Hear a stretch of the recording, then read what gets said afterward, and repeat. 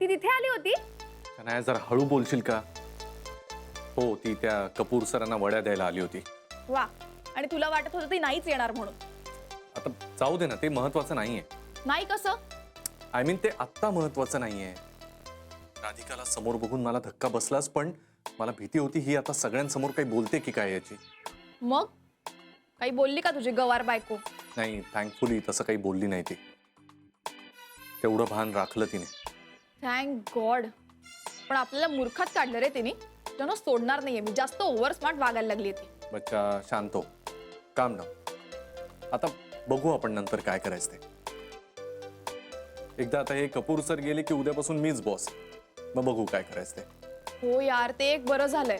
तो कपूरनं गेला पाहिजे एकदाचा. आता तू बॉस झाल्यावर तू काहीही करू शकशील. बरं बच्चा ऐक, मी जरा ठेवतो आता. कपूर सरांना सी ऑफ करतोय आम्ही. हा, बोलू आपण परत. Okay bye. शनया, ग बरं झालं तू आलीस. ती राधिका ऑफिसला गेली होती माहिती. आत्ता गॅरीचा फोन आला होता आणि ती काय त्या वड्या वगैरे घेऊन गेली आणि गॅरीच्या डब्यात काहीतरी भलतंच होतं. काय सांगतेस काय तू?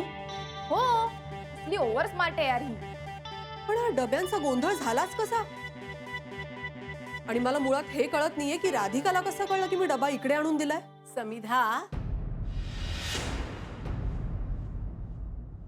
अगं मांजराला वाटतं आपण डोळे मिटून दूध पितोय, कोणाला दिसणार नाही, पण तसं नसतं. आम्ही पाहिलंय.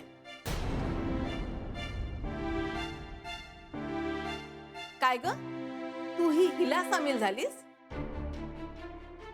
एखाद्याचा संसार जोडायचा असतो की तोडायचा? कपूर साहेबांसाठी राधिकानी पुडाच्या वड्या केल्या. सगळी मेहनत राधिकाची आणि तू सगळं श्रेय ह्या नटवीला द्यायला निघाली होतीस. एरवी मोठे प्रॅक्टिकल वागण्याचे धडे देतेस ना आम्हाला. आता काय झालं? एक सांगून ठेवते, उगाच माझ्या राधिकाच्या वाटेला जायचं नाही. आता गाठ माझ्याशी आहे, कळलं?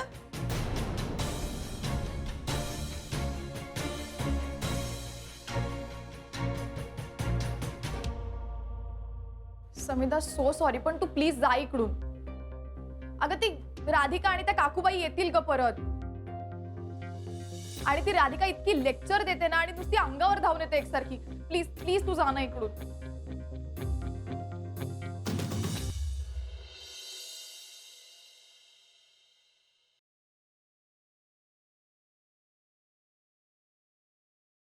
ए, हीच ना ती जिला नवऱ्याने घराबाहेर काढलं आणि दुसऱ्या मुलीला घरी आणून ठेवलं.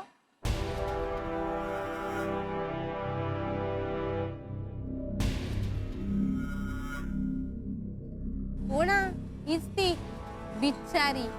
मला तर खूपच दया येते हिची.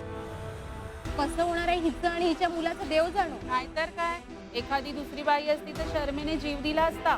पण ही राहते त्या नानाजींकडे, तिच्या नवऱ्याच्या घराच्या बरोबर समोरच्या घरात.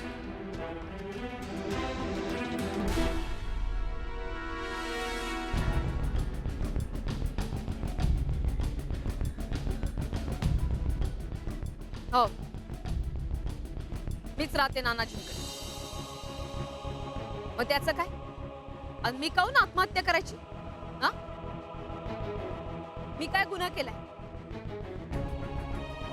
मी नाही आत्महत्या करणं. शरम त्यांना वाटते, ते गुन्हा करतात. आणि मी तर काही गुन्हा बिना केलेला नो. माझ्या नवऱ्याने घरात दुसरी पोरगी आणून ठेवली.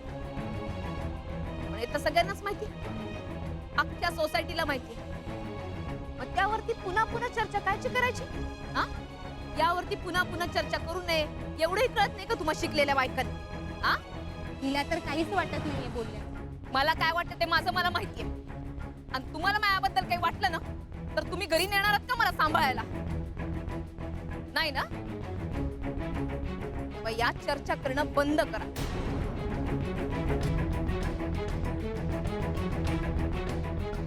मी इथे माझ्या परिस्थितीवरती मात करून राहिले, तेव्हा मी आत्महत्या वगैरे अजिबात करणार नाही. मी लढणार, मी जिंकेपर्यंत.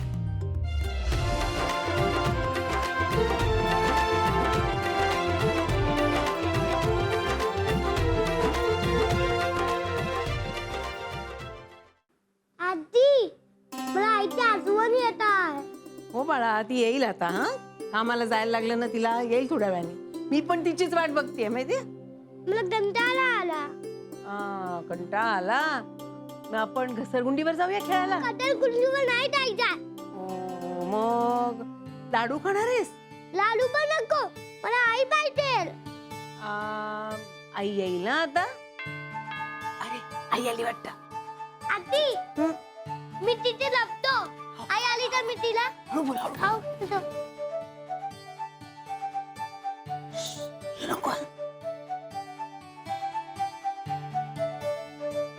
किती वेळ केला? नानीजी आला का हो अथर्व?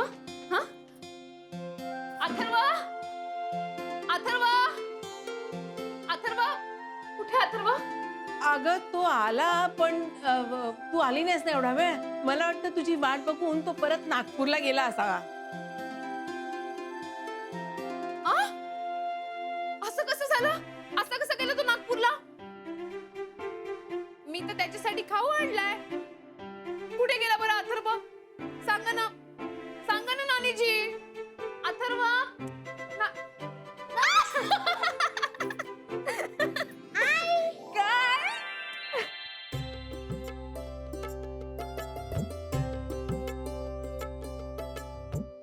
कसा आहेस बाळा? बढिया.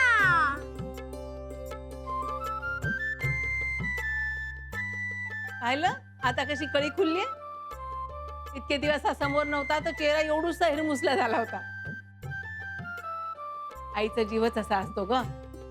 मुलासाठी जीव तुटतो आणि एकदा का मूल समोर दिसलं की जीव भांड्यात पडतो. नानीजी खूप दिवसांनी भेटून राहिला ना याला, पण पण त्याचं काय बुवा, तो आजी आजोबांकडे गेला होता.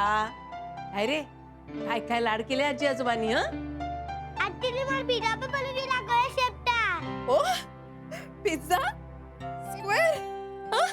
आणि आजोबा त्यांनी काय केलं? आजोबा आली ना, मला फिरायला घेऊन गेले, खाऊ पण दिला, बागेत पण घेऊन गेले. हो लाडोबाय आमचा अथर्व. आई बाबा कुठे आहे?